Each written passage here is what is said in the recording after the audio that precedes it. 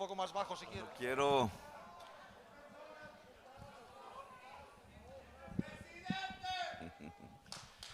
Quiero agradecerles la presencia de todos ustedes en este lugar, en este evento, que significa ni más ni menos el primer acto político de la campaña electoral en el año 2022, año en el que esperamos cambiar la historia de Colombia. Le agradezco a nuestros anfitriones, Susana, Oriol, Juan Carlos, Borgia, su presencia aquí, representativa de los movimientos progresistas de Cataluña y de España, a Oriol, que ha pasado por una prueba que muchísimos de nosotros y nosotras hemos tenido también, en un lugar geográfico que representa ni más ni menos que la libertad, que la dignidad, que la resistencia en la historia, y del cual tenemos que aprender. Es un honor para nosotros, colombianos y colombianas, comenzar esta campaña del pacto histórico en una de las cunas de la libertad de la humanidad, la ciudad de Barcelona.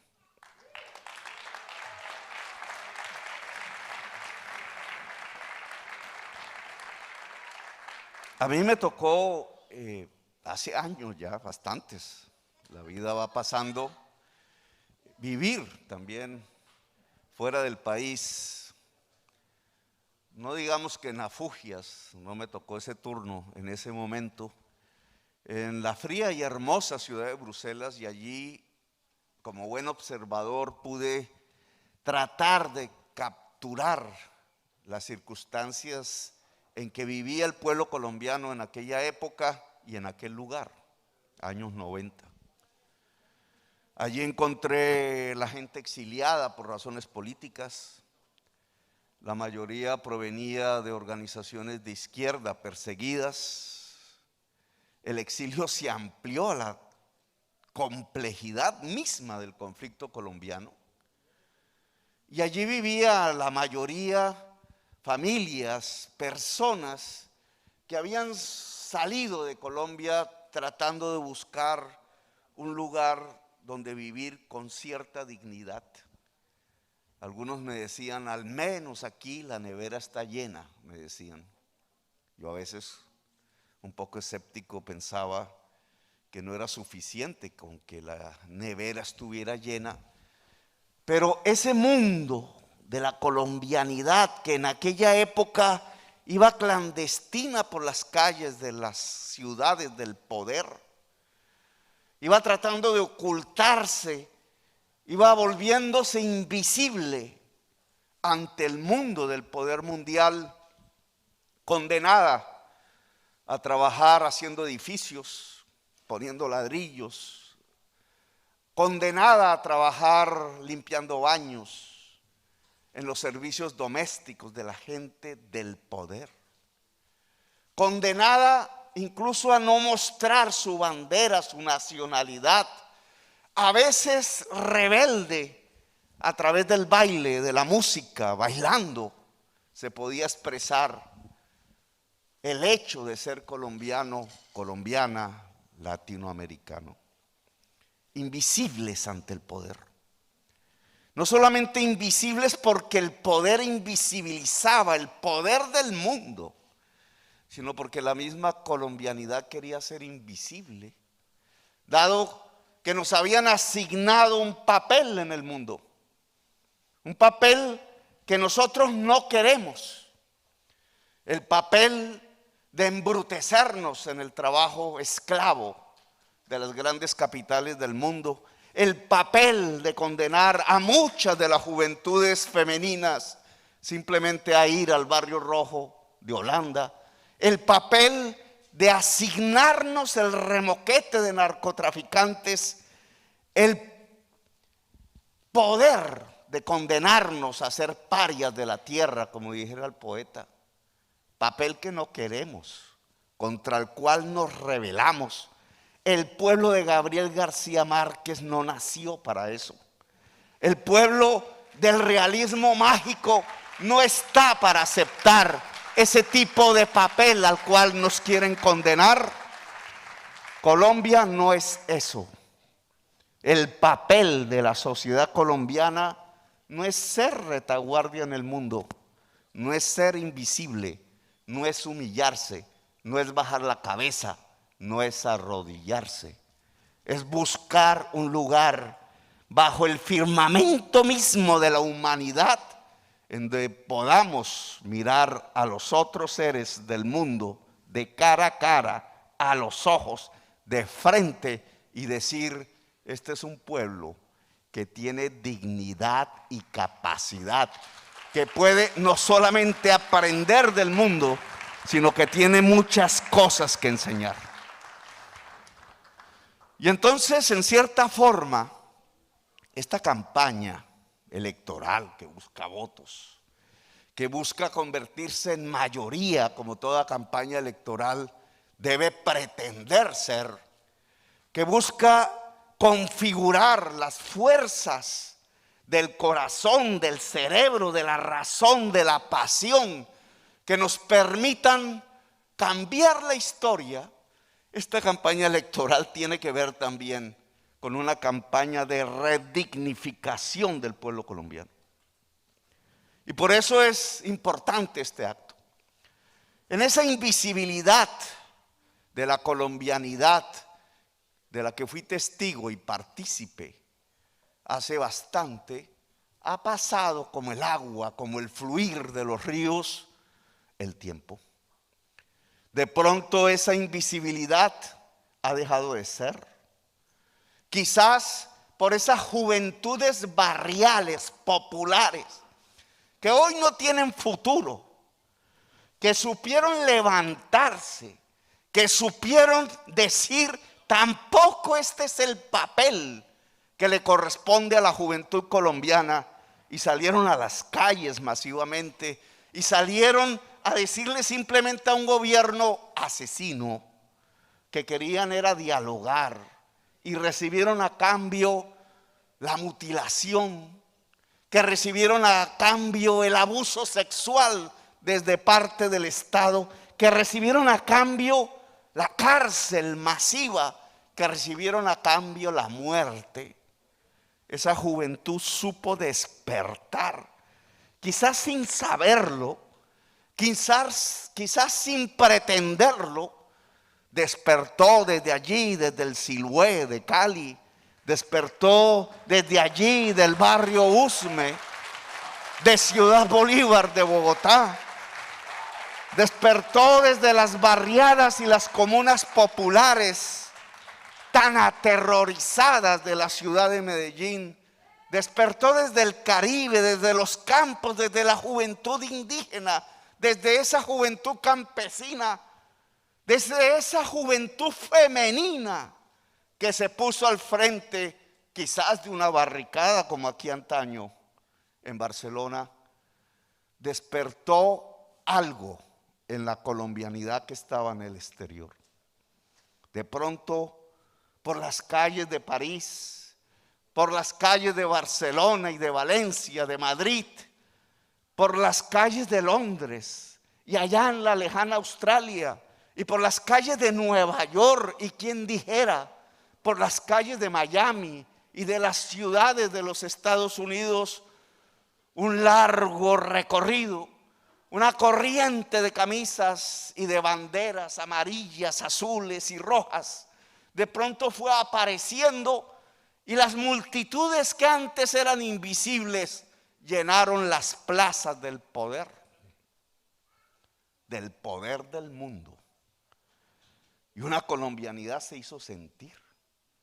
¿Y cómo es posible, decían los policías allá en La Haya, que tantos colombianos aparezcan? ¿Qué es lo que buscan?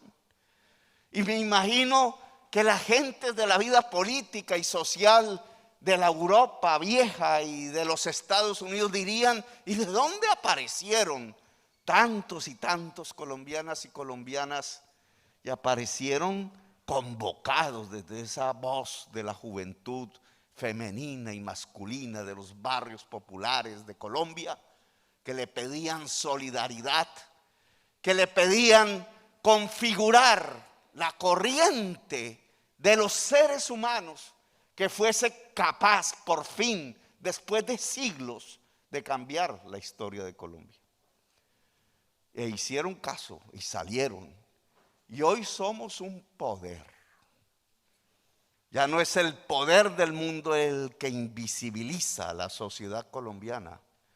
Ahora es una sociedad que quiere ser detentora de poder, de dignidad, de libertad. Y eso es lo que significa el pacto histórico. Esa es la razón de ser y por la cual estamos aquí, en este lugar, en esta campaña, en esta acción que inicia hoy y que se prosigue en los próximos meses, ojalá victoriosa.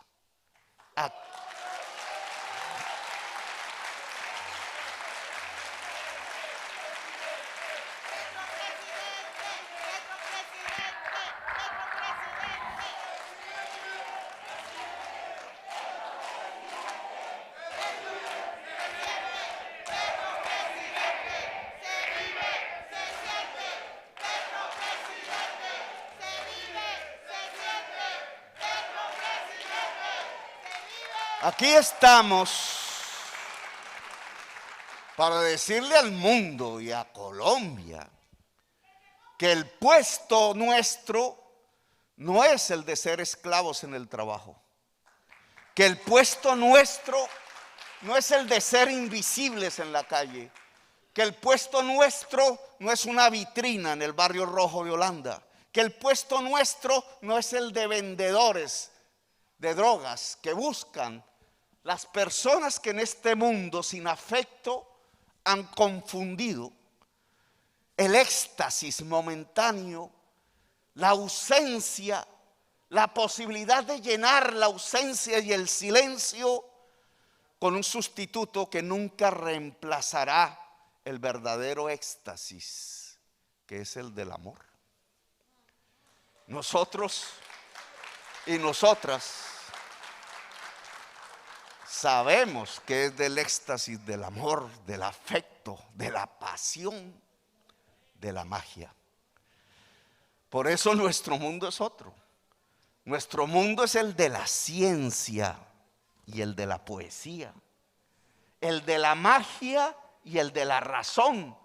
Nuestro mundo, nuestra posibilidad como pueblo dentro del planeta Tierra es el de ser vanguardia, porque tenemos algo que mostrar, tenemos algo que enseñar, tenemos una potencialidad que se puede volver acto en la historia misma de la humanidad, que es la inmensa diversidad natural de nuestra tierra y la inmensa diversidad cultural que la historia del mundo nos ha hecho poseedores.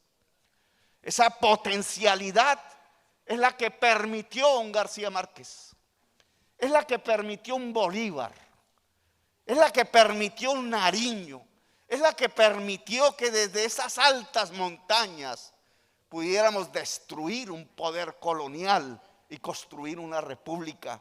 Es la que permitió soñar con una democracia que nunca fue al cabo de 2 siglos. Es la que permitió que se pudiera posibilitar la esperanza dentro de una humanidad. Antaño, hace 2 siglos, éramos parte de la vanguardia de las luchas revolucionarias del mundo.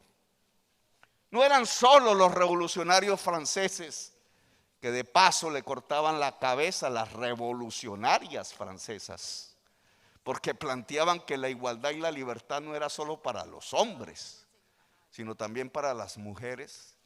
Al lado de esas luchas por la democracia y en el mismo tiempo, en el mismo lugar histórico, estuvieron unos muchachitos y unas muchachitas nacidas en lo que hoy llamamos Colombia y América Latina, planteando la misma lucha con éxito, la lucha por la democracia.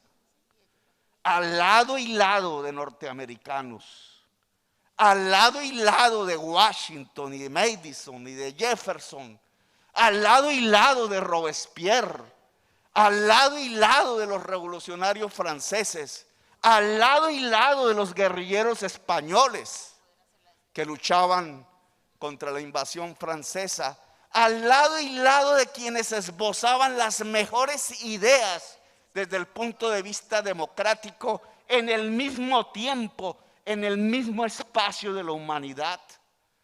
Los latinoamericanos y las latinoamericanas supieron cuál era su papel en la historia.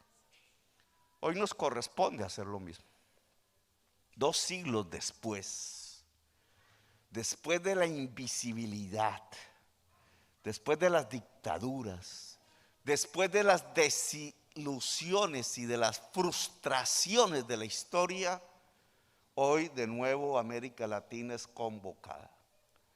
Y el pueblo, los muchachos y las muchachas de Colombia son convocados por la historia. Hay algo en el mundo sobre lo cual podemos enseñar y no solamente aprender. Este mundo y estos artilugios que hoy todas y todos aquí tenemos, nos enseñan algo que en Colombia ya habíamos aprendido de nuestros compañeros y compañeras indígenas. Este mundo se deshace, este mundo está enfermo, este mundo ha comprendido balbuciantemente, lo traduce en sus grandes producciones de series de la Netflix y del Hollywood, que la humanidad puede desaparecer, que no es simplemente un cuento de ciencia ficción, que no es simplemente el libro del Apocalipsis de la Biblia, si se quiere, que no son solamente los escritos de un Marx pesimista, no, que hay una realidad, y es que la humanidad puede desaparecer. El cambio climático, el calentamiento global, el hecho que desde la economía que había anunciado que si dejábamos actuar libremente el mercado, que si la libertad de capitales y del comercio y de la venta y producción de mercancías podía ser, entonces seríamos más felices, habría mayor bienestar social. Hoy se estrella contra una cruda realidad. Es esa posibilidad de expansión inmensa de la codicia, de la mercancía, de la ganancia, lo que ha llevado hoy no a la máxima felicidad del ser humano, como decía León Balrás, el fundador del neoliberalismo, sino a la posibilidad de que nos vamos a morir todos y todas si no actuamos ya. No es una campana que suena solamente en Colombia. Es una campana que suena en el mundo, que suena aquí en Barcelona, que se mide en ese deambular de las gentes con tapabocas, enfermándose por decenas de miles, que se mide en París y en Nueva York y en Miami y en Moscú y en Pekín. Es el mundo el que está diciendo que algo muy anómalo está pasando. Y que ese hecho anómalo, si la investigación de Cambridge es cierta, tiene que ver con el simple hecho de que nuestro sistema económico está produciendo la muerte de la humanidad. Que nos han puesto ante una bifurcación en la historia, una dislocación, un cruce de caminos. O cambiamos las cosas o morimos. No es un acto episódico, no es un asunto de fenómeno natural que de pronto apareció, es el producto de lo que hemos venido haciendo. La crisis climática está trayendo la enfermedad y la posibilidad de la extinción de la especie humana. Y entonces ante ese hecho brutal que quizás poderosísimos medios de comunicación quieren ocultar, que quizás la reunión de todos los presidentes y presidentas del mundo no logran siquiera cambiar, que quizás de reunión en reunión de las llamadas COP no es posible variar los caminos y vamos caminando indefectiblemente hacia el abismo, hacia el apocalipsis, como dijera la Biblia. Es que aparece el mensaje que antes y ahora habían anunciado los pueblos indígenas de la América. La humanidad no puede ser si no está en paz con la naturaleza. La humanidad no puede ser si no hay derechos de la naturaleza. La humanidad no puede ser si no se reconcilia con la naturaleza. Y eso implica otra manera de producir, de consumir, de pensar, de sentir. Y resulta que esas nuevas maneras en Colombia existen. Que esas nuevas maneras de sentir en Colombia las hemos sentido desde hace mucho tiempo. Que Colombia es la segunda potencia de biodiversidad del mundo, lo cual significa que somos una potencia de la vida, no de la muerte. Y si somos una potencia de la vida, es necesario que una corriente política y social sea capaz de llevar a la sociedad colombiana no solamente a reconocerse como tal, sino a ser una potencia de la vida.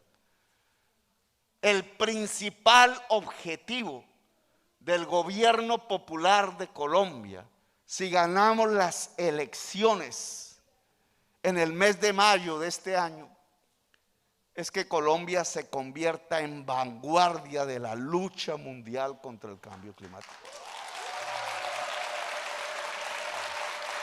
Desde lo que llamaban el tercer mundo, desde lo que llamaban la periferia, desde donde llamaban el mundo invisible, sí pueden surgir. Y los indígenas, compañera Guayú, sí que tienen mucho que decir, en el sentido de que allí pueden hacer la voz que permita el cambio de rumbo a la humanidad, que nos lleve hacia la vida y no hacia la muerte.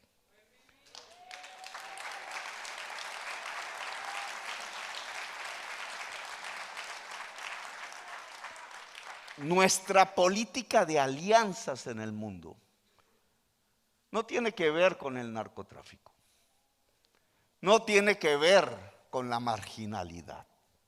Nuestra política de alianzas en el mundo tiene que ver con la política de la vida.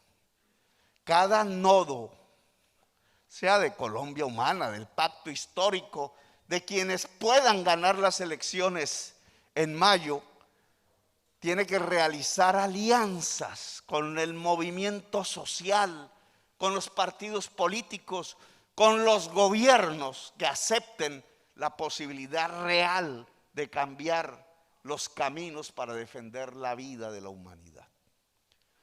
Son los aliados más poderosos que podemos tener. No tiene que ver con alianzas ideológicas propiamente dichas. No es si la internacional socialista o comunista o no sé qué.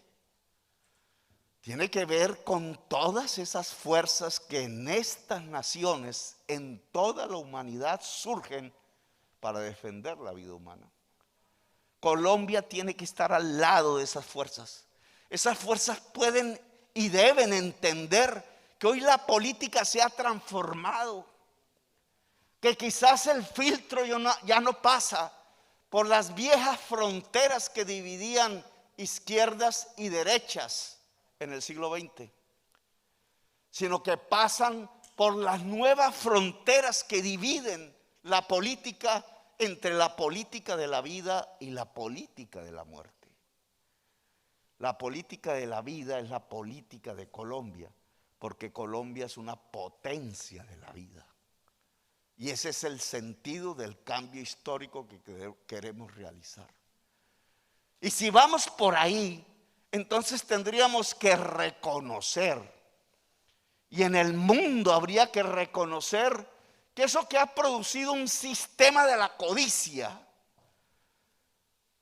a largo y ancho de este mundo, que eso que ha producido un sistema del dominio y el reino de la mercancía, que es la base de la codicia, y que nos ha llevado hasta ese extremo de poder pensar que la extinción de la civilización humana está cercana y que hay que cambiar, que ese camino debe variar sustancialmente, porque va a producir un enorme éxodo dentro de los pueblos del mundo. Porque ya lo está haciendo. Porque allí donde nació la palabra democracia, decían en nuestros colegios, junto a Atenas, hoy están las mayores fosas comunes de la historia. No están en Colombia, no están en México. Las fosas comunes más grandes están en el Mediterráneo, donde nació la palabra democracia. Miren qué paradoja. Que no podemos pasar por alto. Aquí cerca mueren miles de niños y niñas. Mueren hombres y mujeres ahogados porque quieren pasar el Mediterráneo. Y porque quieren pasar el Mediterráneo porque tienen sed. El problema de la Guajira aquí descrito, el que hayan muerto miles de niños y niñas del pueblo guayú en la Guajira, porque el agua con la que tenían que alimentar su sed se desvió para sacar un carbón que llega a esta tierra, para mover las máquinas que producen riqueza en esta tierra. Un carbón que no solamente mata miles y miles de niños en la Guajira, sino un carbón que está matando a la humanidad toda.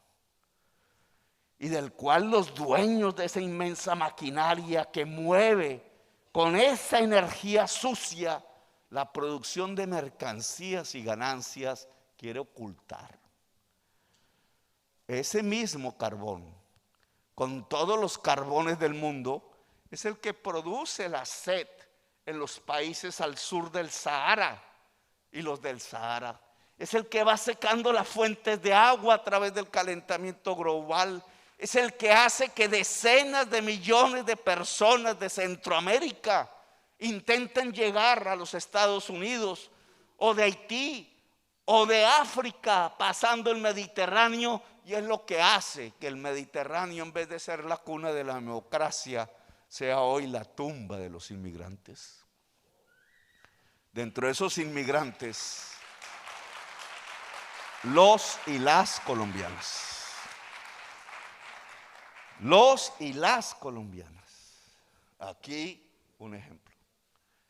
No solo la violencia política, a veces la violencia política tiene que ver con esto que estamos hablando. El desarrollo de guerras internas, de capturas desesperadas de riquezas momentáneas, armando ejércitos para sostenerse y capturar esas riquezas, desangrando países enteros, capturando el petróleo o el carbón o los diamantes o la cocaína o las esmeraldas, capturando los minerales de las tierras raras que llaman ahora los científicos. Esa lucha intestina de muchas sociedades, esa convulsión que va matando fratricidamente sociedades enteras, tiene que ver con la destrucción misma de la humanidad. Son fases de la destrucción misma de la civilización humana, y su causa es la codicia. Su causa es el sistema que tenemos usando combustibles fósiles, carbón y petróleo, envenenando químicamente la atmósfera de tal manera que nos estamos envenenando químicamente nosotros mismos. Colombia tiene algo que decir ahí. No solamente porque es la segunda potencia biodiversa del mundo, no solamente porque tiene el cuarto lugar en número de idiomas hablados en el mundo, que los mismos colombianos desconocemos. No solamente porque somos una biodiversidad, una diversidad de la naturaleza y del ser humano en nuestras propias sangres, sino porque podemos lanzar unos mensajes. ¿Acaso no tenemos la mina de carbón más grande de América? Y los yacimientos de carbón que, si fuesen utilizados, matarían a toda la humanidad. Peor que una bomba atómica, más venenosa que toda la cocaína junta de las últimas décadas, es el carbón que está allí en el subsuelo, casi en la superficie, esperando volverse dólares, esperando volverse riqueza absolutamente ilusoria, porque si se consumiera, como dicen los científicos del panel de expertos de Naciones Unidas, simplemente la humanidad se acabaría. Algo parecido a lo que dice la película, se me olvidó el nombre, No mires arriba. No mires arriba. Oiga, señores europeos, si se consume el carbón que hay debajo del Cerrejón, se acabó la humanidad. Si se consume el petróleo que hay en el subsuelo venezolano, se acabó la humanidad. No mires arriba, dicen ellos. Claro, yo tendría que decir, pues miremos abajo, porque abajo es donde está el verdadero meteorito. No viene de arriba, viene de abajo del subsuelo. No podemos dejarnos tampoco condenar por lo que quiere el poder mundial que seamos simples extractores del veneno, simples extractores de la muerte. Desde el pacto histórico les decimos que no, nos rebelamos, por tanto.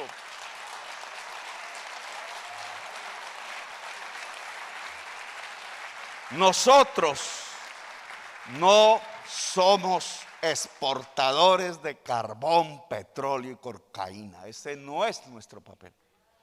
Nosotros somos productores agrarios del maíz, del tomate, del algodón que salvó a Europa de las pestes, otros virus de antaño. Nosotros somos capaces de producir industria. Nosotros somos capaces de producir ciencia. Nosotros somos capaces de producir poesía y arte y literatura y magia y encanto, si lo queremos poner en las frases de Hollywood. Encanto y magia, ciencia y pasión, razón y corazón, cerebro integralmente ligado y mágicamente ligado al corazón. El pueblo de Colombia es capaz de hacer eso. El pueblo de Colombia que hoy tiene que emigrar, que hoy tiene que salir desesperado a buscar un lugar donde llenar una nevera para poder comer, donde buscar un lugar quizás también ilusorio donde encontrar dignidad. El pueblo de Colombia que también fluye en medio del éxodo de venezolanos, de ecuatorianos, de centroamericanos, de mexicanos, buscando un paraíso que no existe más allá de nuestras fronteras. El pueblo colombiano que va en medio de ese éxodo de africanos, ese éxodo de árabes jóvenes, ese éxodo de gente de la India y del sur y de Bangladesh que se puede hundir en cualquier momento, generando una de las mayores catástrofes del mundo. En ese éxodo va el pueblo colombiano. Ya no podemos mirar a Colombia simplemente desde Bogotá, como antaño era. Ya no podemos mirar a Colombia simplemente desde el interior de sus fronteras. Decía el registrador nacional, Colombia tiene 56 millones de cédulas expedidas con registros civiles de menores de edad también. Y se burlaron un tanto de él, porque el censo de Colombia dice que somos 50 millones. Pero tiene una explicación racional. Si se han expedido 56 millones de cédulas vigentes, más registros civiles de nacimiento, y hay 50 millones de colombianos dentro de nuestras fronteras, es porque hay 6 millones afuera. Y quizás la cifra es pequeña, nadie la sabe. Millones de colombianos se han tenido que ir. Colombia no cabe solamente dentro de sus fronteras. Colombia no puede ser concebida simplemente como el espacio territorial que hay entre La Guajira y Leticia, y entre el mar Caribe y el Pacífico y las selvas amazónicas. Colombia ya no es simplemente una transición de los Andes hacia el Caribe que le provoca su hermosura. Colombia va más allá, Colombia está en el mundo.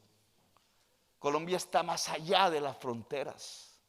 Y por tanto nuestro aparato estatal tan raquítico, tan vacío, tan decaído y degradado por la política ligada a la mafia y a la corrupción y al asesinato desde el poder, no da las posibilidades de esa gran Colombia, de esa Colombia que va más allá de las fronteras, sin ningún tipo de ambición imperial, de esa Colombia que es el pueblo, que está en París, que está en Barcelona, que está en Estados Unidos, que está en los demás países vecinos de América Latina.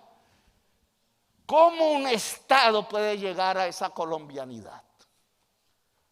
¿Cómo esa colombianidad que está en el mundo puede sentirse orgullosa de su país? ¿Cómo esa colombianidad se puede volver visible? ¿Cómo un Estado y un gobierno que pudiese reconocer el hecho del éxodo de la humanidad y sus causas, pudiera reconocer también que su función esencial es luchar en cada país del mundo por los derechos de ciudadanía, por los derechos humanos, por los derechos fundamentales de cada colombiano y de cada colombiana en cualquier país de la tierra? Nos han acostumbrado a ver que las relaciones diplomáticas son para firmar TLCs, tratados libres de comercio, formas en que el capital pueda entrar libremente a Colombia, formas en que los banqueros puedan hacer negocios dentro de nuestro país, formas en las cuales las mercancías del mundo puedan entrar al territorio colombiano sin ningún problema, sin impuestos, sin que nadie les ponga peajes a la codicia. Pero nunca han pensado en cómo los colombianos que salen del país puedan tener derechos también. Tienen derecho las cosas, tienen derecho los capitales, si pueden hacer ganancias en Colombia.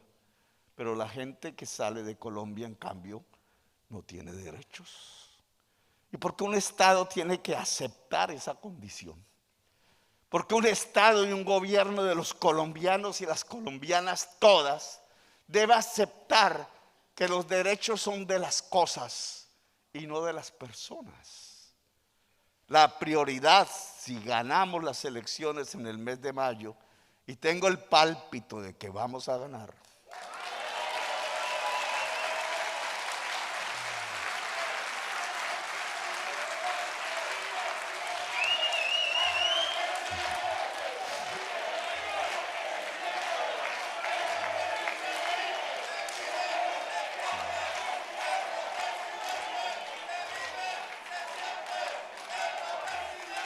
la prioridad de todo el servicio diplomático que se nombre, la mayoría de carrera diplomática, ojalá, será antes que nada garantizar los derechos fundamentales de los colombianos y las colombianas en los países que hayan decidido alojarse.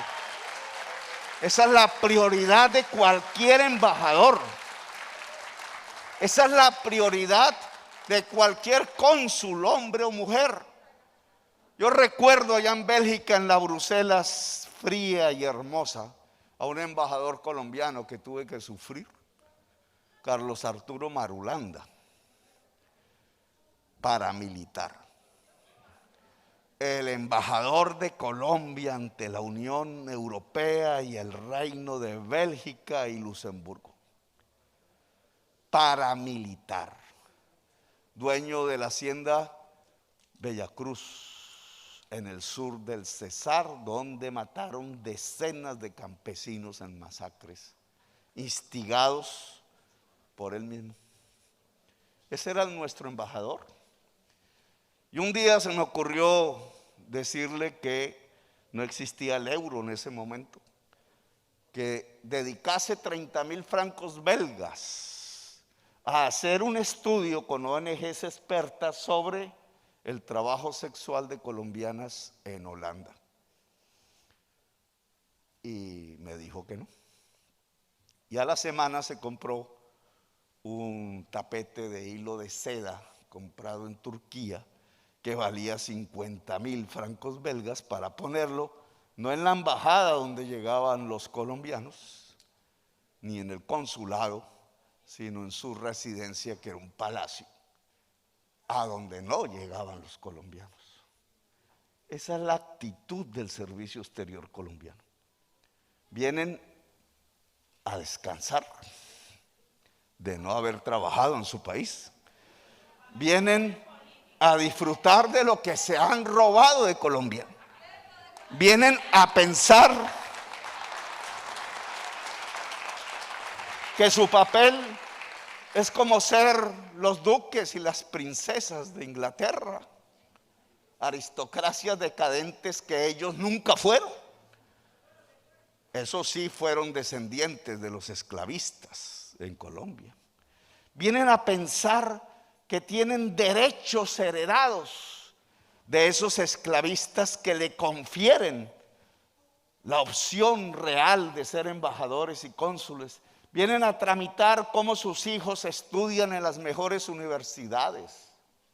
Vienen a tramitar cómo se hacen los negocios de sus familias, de ellos mismos. Vienen algunos incluso a ser embajadores mientras tienen laboratorios de cocaína en sus haciendas. O como el embajador que yo conocí, a mirar cómo se exporta el banano de Colombia mientras se masacran los campesinos en el Cesar, en sus propias haciendas. Ese no es el servicio democrático que el pacto histórico en el gobierno va a tener. El servicio diplomático de Colombia en el exterior debe ser de servidores y servidoras. Si lo ponemos en palabras más castizas, deben ser sirvientes y sirvientas del pueblo colombiano. No son aristócratas. Deben ser trabajadores y trabajadoras en solidaridad, no simplemente con esas élites de colombianos que llegan a una embajada a ver cómo se organiza la fiesta del 20 de julio. A veces, bueno, no me voy a meter en eso, sino de esa Colombia invisible que recorre las calles de estas ciudades del poder, sirviendo, lavando baños, poniendo ladrillos incluso de los edificios del poder sin que se les reconozca los derechos. El servicio diplomático de Colombia en el pacto histórico se pone al servicio del pueblo colombiano en el exterior. Y su objetivo fundamental es que todo colombiano o colombiana, por el simple hecho de ser un ser humano, es sujeto de derechos plenamente, como las demás personas que habitan estos países y que ese es el papel de un Estado. Claro, alguien dirá, ¿eso no será posible? Y yo diré, sí será posible. Si el Estado de Colombia es un Estado democrático, es capaz de construir la paz y es capaz de enseñarle al mundo lo que significa ser una potencia de la vida, de la magia de la vida, del amor y del afecto, de la pasión y de la razón. Señoras y señores, colombianos y colombianas, jóvenes y relativamente jóvenes, es la hora. Nos quedan 5 días hasta el 13 para lograr que la máxima cantidad de esa Colombia invisible en estas ciudades de América y de Europa y del mundo inscriban su cédula. Que cambien la historia de Colombia. Es necesario que no solamente nosotros mismos, sino que miremos los periódicos, los sitios culturales, las formas de comunicación de la colombianidad en América y en Europa y en el mundo, que haga que millones de colombianos hoy invisibles inscriban su cédula y no le permitan a la extrema derecha minoritaria que se convierta en mayoría para seguir condenando a Colombia en el anacronismo, en la masacre, en la injusticia, en la guerra perpetua. Aquí gozan ustedes a veces de ciertos privilegios que no tenemos en Colombia. Aquí se puede coger un metro y para todo el mundo es normal. Aquí se coge un tren. Aquí hay esfuerzos indudables que son el fruto de luchas obreras del pasado y del presente. Y a veces los gozamos, pero cuando vamos a votar, entonces queremos en Colombia lo que destruye eso mismo de lo cual gozamos ahora. En Europa hay universidad gratuita en muchas partes. En Europa estudiar en una universidad no es un problema fundamental, como sí lo es para un joven. En Europa coger un tren, gozar de un transporte con energías limpias, o la posibilidad de humanizar ciudades es posible, de tener una fibra óptica, o de que un hijo o una hija puedan estudiar medicina si se les da la gana, o poesía. En Colombia no.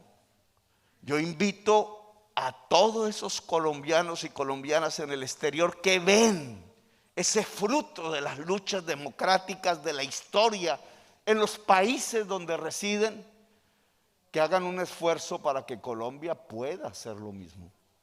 Ese esfuerzo es yendo a una urna, es inscribiendo una cédula por internet, es a pesar del dolor que haya aparecido en el momento en que se separó esa familia de Colombia, porque todos nos separamos con dolor de nuestra tierra y todos quisiéramos volver.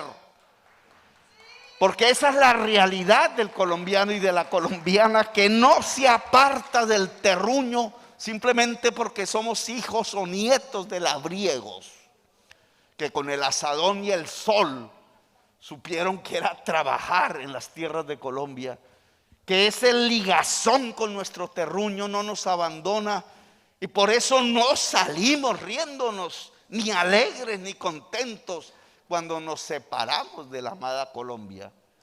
Por esa misma razón, no nos olvidemos, o en medio de ese dolor o esa nostalgia, acudamos a la convocatoria de cambiar nuestra historia. El pueblo que hay en Colombia, que según las encuestas mayoritariamente ha decidido el cambio. El pueblo que hay en Colombia, que no quiere más Uribes ni más sangre, que no quiere más guerra fratricida, que no quiere más injusticia, que no quiere más dolor cotidiano. El pueblo que habita Colombia les pide a todos los colombianos y colombianas en el exterior que hagan un esfuerzo, que inscriban su cédula masivamente, que vayan al consulado a votar, que no importa si los testigos son los mismos funcionarios del gobierno, que cuidemos los votos y que hagamos que la mayoría electoral de Colombia en el exterior vote por el pacto histórico, vote por el cambio, vote por Petro, vote por la posibilidad, como dijese García Márquez, no de que no tenemos una segunda oportunidad bajo los cielos del planeta, condenados como los aurelianos, sino que al contrario, tenemos una segunda oportunidad, no en los 100 años de soledad, que ya son 200, sino en la posibilidad de enseñarle a la humanidad lo que es convertir un país en una potencia de la vida. Gracias, muy amables por escucharme.